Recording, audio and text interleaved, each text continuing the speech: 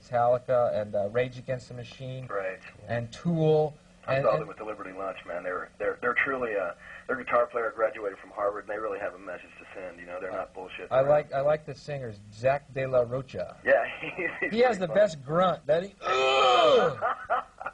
guy can grunt, man. Rage Against the Machine. Let me understand this right. Their main message is killing people. No, it's talking about people who kill people in the name of Christianity, I believe. Again, they have a message about bullshit A and why not peace B. Well, they're another one of the breed of individuals that can see through the fucking veneer of our society, man. The facade is put up by the hypocritical government that we have, which is, hopefully, I mean, I see it coming to an end sometime in my generation. I'd like to think that would be true. I hope, more people can start speaking up, and it seems to be the trend nowadays is for people to be getting more angry about it. Even people who are like my parents' generation, who are in the 50s generation, who are kind of sitting on their ass back in the 50s. Everyone's being screwed now. Right. You know what I mean? Mm-hmm. Well, except for the, top 2% who want to, control everything. Right. And I think that's pretty sad, but I think what you do is important. I mean, what you were talking about earlier is,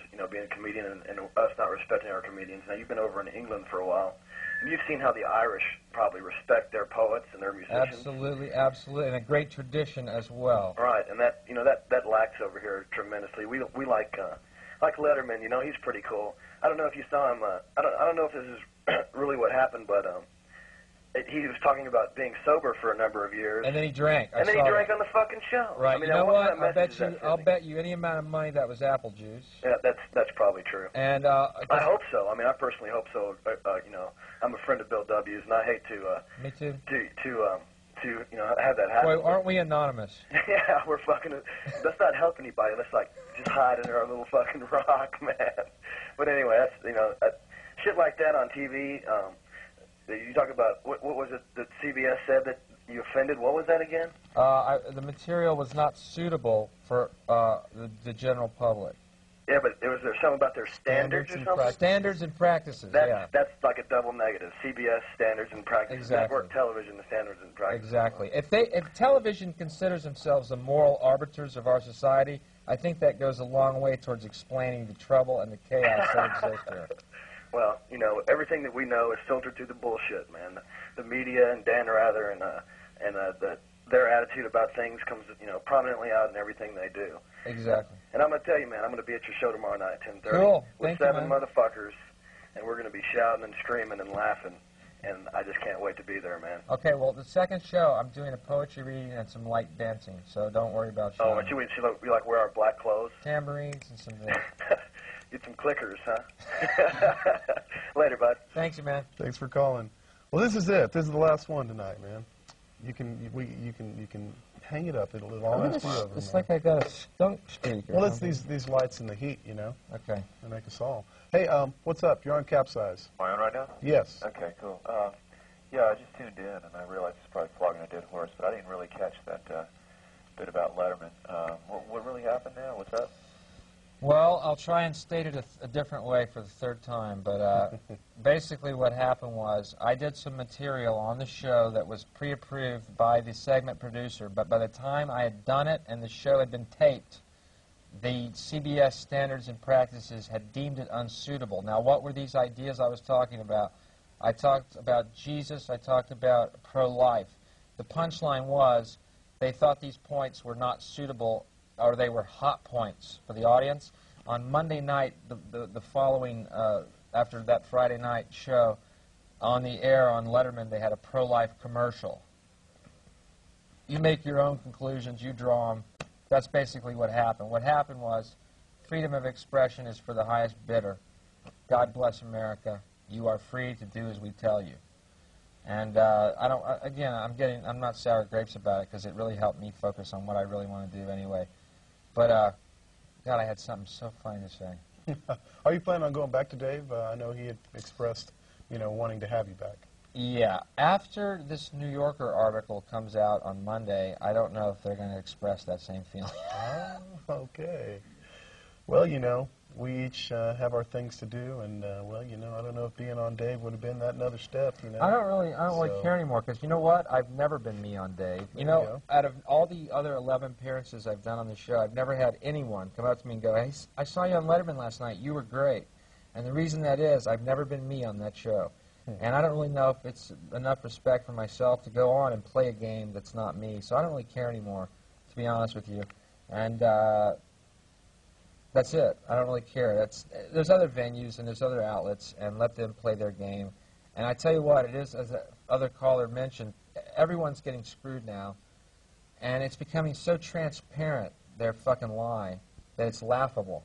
And that's all I want to say on that. Well, that's great. I appreciate you coming to spend time with us tonight, Bill. A pleasure. Future Anytime. for you is this last show in America for a while. Then you're heading over to Europe, work on this. Is this a series? Did It's you a say? series, right, which is starting in January, and I won't be back in America until the 95, probably. Wow, 95, and maybe I hope everything's better by then. the actual album you'll be recording tomorrow night should be out in America in the interim Exactly. to feed us till the To next time. buffer the emptiness that everyone will feel because I'm gone. Mm. Yeah, right. Yeah. Yeah, right. Well, thanks a lot, Bill. Thanks for hanging with Thank us. you. We're going to get on down the musical road, as it were, and scamper from here. So y'all should check out, you know, bootleg footage for that, man. We got someone with a camera around here. But anyway, Can I leave now? yeah, you can leave now, Bill. He's out of here, Thanks a man. lot. And don't forget, cancel tomorrow at Last Stop, right? got a check, right? Yeah.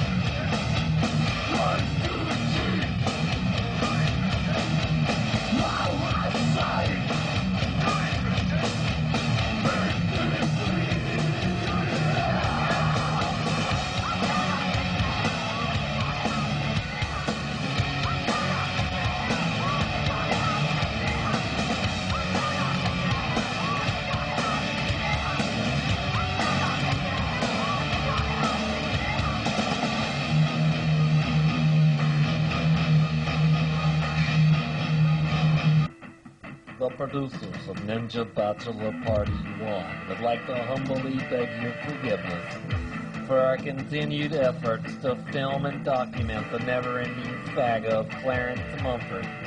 In Part 3, Clarence has fallen upon a hard time, and his worst nightmare is about to come true.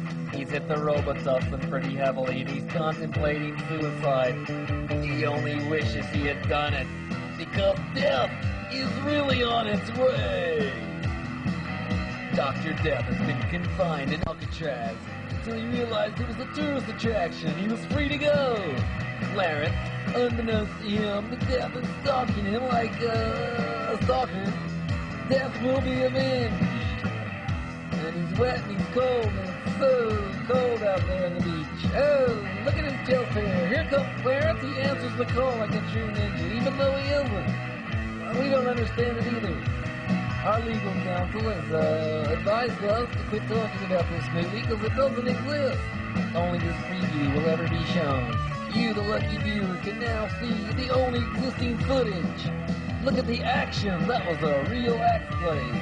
That's a bomb. Death wants to give it to Clarence. Clarence doesn't want it, but who would? Ninja Bachelor Party 3. To hell with death.